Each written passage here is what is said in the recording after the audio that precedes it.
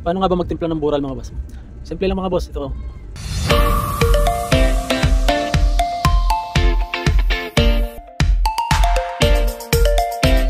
Simpleng tutorial lang to.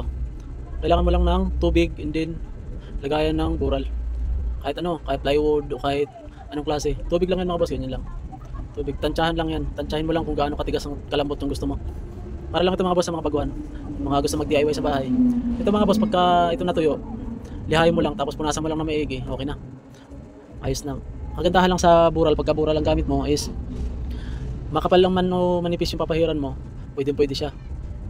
Kahit mga overhead, kasi hindi yan nahuhulog mga boss, ano kasi yan makakapit. Tsaka kagandahan sa kanya, mabilis siyang tumigas. 30 minutes lang kahit gaano kakapal yan, matigas na yan. Once na uminit na yung bural, tigas na yan, pwede mo siyang patukan. Pero hindi mo pa siya magagala maliliha kasi malagkit pa yun. Hindi mo rin mapapinturahan pa, malagkit pa. Lalo pagka medyo makapal lang pahid mo. Ganyan lang siya mga boss. Yan yung gamitin ko kasi yan, dito sa may mga siwang kasi dito sa mga kinabit kong panel, wall panel. So may mga siwang, medyo malalalim. Kaya gagamitan ko na ng bural. Mas maganda kasi ang bural, mas mabilis siya gawin.